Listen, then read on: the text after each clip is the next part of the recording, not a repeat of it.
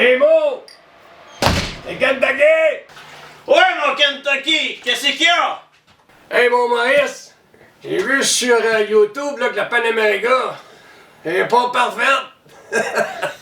Qu'est-ce que tu veux dire par là? Ah, voyons! Rien que le stand, il est bien trop court, c'est bien trop mal fait ça! Le stand! Oui, mais il y a une suspension auto-adaptative après ça. Ça prend pas un ingénieur à comprendre qu'il faut faire un compromis sur le stand quand même. Faut juste apprendre à s'en servir. Ouais, Mo, m'a te vendre ça, moi! Quelque chose, on va t'acheter de quoi bien plus fonctionnel que ça! Ben voyons, Kentucky! Je l'aime, ma Panamérica! Tu vendras pas Blue quand même! Ah, barouette! T'es sûr de ton coup, là?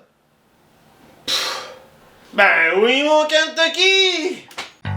Salut les motards, c'est moi Momo. Je réalise un virage avec Blue, ma Panamérica 1250 spéciale, la moto-aventure. Ça fait plus de 30 ans que je touche à tout. Le parachute, le bungee, instructeur de plongée sous-marine pendant près de 10 ans, motocross, 4 roues, du circuit en moto super sport, de la moto touriste. Ensemble, découvrons et développons les techniques pour manœuvrer une moto-aventure et faire qu'un avec elle. Des exercices, des expériences, puis des aventures t'attendent. Si t'es prêt tout comme moi, ben, abonne-toi! Salut les motards, j'espère que ça va bien. Aujourd'hui, j'avais envie de te faire un petit retour d'expérience sur Blue, notre Panamérica 1250 spéciale. Oui, parce qu'après plus de 12 mois d'utilisation, en un petit peu plus d'1 an, ben oui, ça fait drôle de dire ça, je le sais, mais au Québec, comme tu as la loi des pneus d'hiver, ben on perd 3 mois et demi par année. Donc, 12 mois sur un peu plus d'1 an et 17 500 km de parcouru. Après tout ce temps et tous ces kilomètres, est-ce que tu penses que moi et Manon, on apprécie toujours notre Panamérica? Ben, c'est la raison d'être de cette vidéo. En premier lieu, je vais te donner les critères qu'on avait établis, moi puis Manon, lorsqu'on a décidé de changer de moto. Ouais, ceux qui ont fait en sorte qu'on a choisi Blue, notre Panamérica. Bon, si tu te rappelles bien, pour ceux qui nous suivent depuis le début, ben, tout a commencé lors du premier voyage moto de Manon. À ce moment-là, on était en train de faire le tour de la Gaspésie. On voulait une moto capable de transporter 2 personnes avec tout le matériel que ça prend pour faire du camping en mode autonome. Puis tout ça avec la première qualité qu'on s'était fixée, c'est-à-dire le confort de Manon.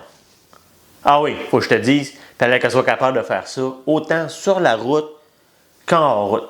Parce que c'était notre plan futur.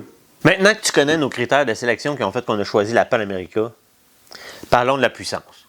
Ouais, les gars, on aime ça quand ça marche. La Panamérica, tu as 150 chevaux. À 2, chargé comme un mulet, je te dis tout de suite, là, tu en as plus que ce que tu as besoin. Ce qui est surprenant au niveau de la gestion de cette puissance-là, puis c'est là qu'on voit qu'Harley ont très bien travaillé, c'est lorsqu'ils ont fait les modes de conduite. Que tu sois en mode route, hors route ou n'importe quel autre, seul ou à 2, la gestion de la puissance est toujours bien répartie. Écoute, à 2, chargé comme un mulet, on est passé à des places où je me suis laissé surprendre par des petits bouts de technique, puis la moto, écoute, elle n'a pas bronché, elle a passé. C'est surprenant à quel point c'est efficace. La puissance, c'est bien beau, mais ça doit consommer. Ben, je te dirais que le type d'utilisation qu'on fait, hein, tu le sais, on voyage en tout up, chargé comme un mulet, ben, la machine, quand elle est pleine, elle me donne à peu près une consommation de 5,6 à 5,8 litres au 100. Ça, c'est quand tu n'abuses pas, par exemple. Parce que là, ça peut aller jusqu'à du 6 litres au 100. Ce qui nous donne à peu près une autonomie de 340 à 380 km. Ouais, ben là, sans se garder une petite marge de manœuvre aussi. Ben là, je te vois venir, tu te poses la fameuse question du poids. Ben oui, c'est normal. Je te dis que tu as de la puissance, donc tu as un gros moteur comme la Révolution Max. Tu as de l'autonomie, tu as un grand réservoir d'essence. En plus, la moto est classée dans les catégories de grand trail. Au bout du compte, ça nous revient à 253 kg, ce qui fait à peu près 569 livres. Oui, c'est pesant, mais malgré le ressenti, je te dirais qu'à l'arrêt, la moto se déplace vraiment assez facilement. Puis ça, c'est sans compter que quand tu mets les gaz, quand tu te mets à rouler avec, ben là, elle devient vraiment facile et agile. Autant sur la route qu'à basse vitesse en hors-route. Il faut dire que les suspensions auto-adaptatives vont venir t'aider pas mal. Ce que ça fait, c'est que ça gère le poids des bagages, ton poids, celui du passager, puis tout ça en fonction du mode de conduite que tu as utilisé. Ça va garder la moto très stable, quel que soit l'état du terrain. Malgré mon niveau de pilotage et mon expérience, grâce à tout ça, Même Manon pense que je suis très bon. Hey, ça, c'est pas pire. Alors, on sait toutes, les motos sont pas toutes parfaites. Dans le cas de la Panamérica, ce que moi j'ai remarqué, c'est que l'éclairage avant, même si c'est un éclairage au LED, dans les petits chantiers de nuit, je trouve que c'est un petit peu limite. Ça fait le travail, mais sans plus. Par contre, je te dirais que les fameux Daymakers, ça éclaire dans la direction où tu tournes, selon l'angle de la moto. Ça, j'ai apprécié. Ça fait vraiment un bon travail. Ah oui, faut que je te dise, au niveau des prises de courant, comme sur la Panamérica, tu as une prise USB-C. Tu sais que nous autres, les aventuriers, on aime ça avoir du courant. Je trouve qu'il aurait pu nous mettre peut-être 2 prises. Une prise 12 volts plus la prise USB-C, ou peut-être une prise USB-C et une prise USB. Il y a un petit manque, je trouve, de ce côté-là. Ça aurait été pratique d'en avoir plus qu'une.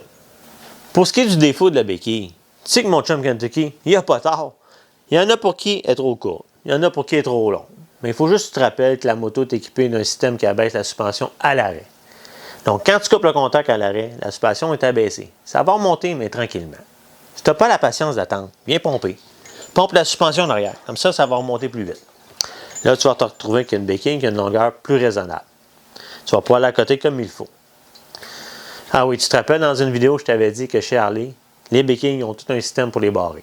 Dans le cas de la Panamérica, c'est une encaveur dans la fixation de la béquille. Donc, une fois qu'elle est à la hauteur utile, tu viens t'assurer que la béquille est bien à sa place, puis que tu tires vers l'avant ou que tu tires vers l'arrière, la béquille ne bougera pas, puis il n'y a pas de danger que la moto parte vers l'avant, puis que la béquille se referme, puis tu te retrouves avec une Panamérica à terre. Oui, je sais que c'est des petits détails, mais ces petits détails-là font en sorte que le fameux défaut de la béquille, il disparaît. Je ne sais pas si tu te rappelles, dans une de mes vidéos, je te disais que le haut du pare-brise ici, il arrivait dans mon champ de vision. Ça faisait comme un petit flou. Assez que je pensais même le changer pour un plus petit. Puis avec le temps, je me suis habitué. Tu sais, la plupart des motos aventures, on dit que les pare-brises sont trop petits et pas aussi efficaces qu'on voudrait. Dans le cas de la Panamérica, c'est tout le contraire. Il te protège vraiment bien du vent. Et même à la grandeur que j'ai avec un casque aventure et une palette, j'ai même pas de turbulence. Fait que ça m'a convaincu, j'ai décidé de le garder. Au niveau du confort, je te dirais que les bancs originaux de la Panamérica sont déjà très confortables dès le départ. Que tu sois en solo ou encore en duo. Ah, puis tu as parlé du confort de la Panamérica en duo. Qui est le mieux que de demander à ma passagère, Manon? Salut! Oui, pour le confort, c'est la meilleure moto à date qu'on a achetée. Le banc, très confortable. Donc, je peux rester jusqu'à 1h30, jusqu'à 2 heures sans arrêt. À comparer aux autres motos avant, c'était 45 minutes, 1 heure, je devais arrêter pour me dégourdir les jambes. Et au niveau de la largeur du banc, ben, je peux rester vraiment là, droite, là. Droite, là. Je ne suis pas obligée d'avoir en extension. Donc, ça fait moins mal. Les jambes en extension. Ouais, les genoux, jambes. tout est quatre. Oui, donc ça fait moins mal aux hanches, ceux qui ont des problèmes de hanches. Et au niveau des appuis-pieds, ben, c'est parfait pour une petite de 5 pieds 2. Oui. Puis j'imagine qu'une personne un petit peu plus grande aussi, ça ferait pareil. Ah oui, il n'y a pas de problème. Ah ben c'est bon. Puis l'espace entre moi et toi, comment tu trouves ça? Bien, même quand tu as ton sac à hydratation, il y a de la place? On se touche même pas. Donc, Une autre affaire, j'aimerais ça que tu dises à tout le monde. Au niveau des turbulences du vent, comment tu trouves ça en arrière?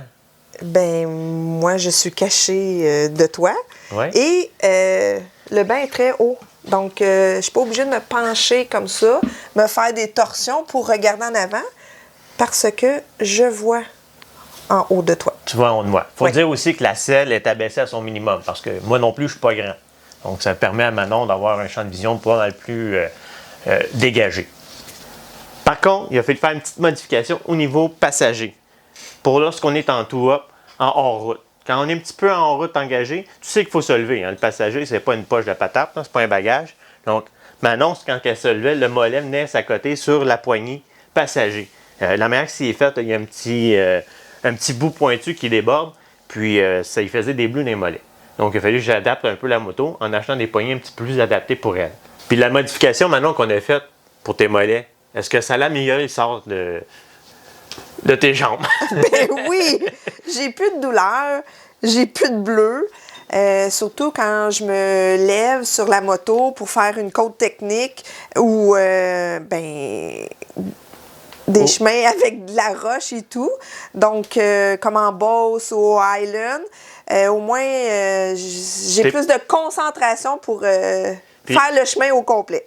Ça te permet de résister jusqu'à la fin de l'épreuve, mettons. Oui, sans te dire, tu peux t'arrêter, j'ai mal, en plein milieu de la montée. Direct là où on peut pas. C'est ça. Donc, oui, c'est une bonne modification.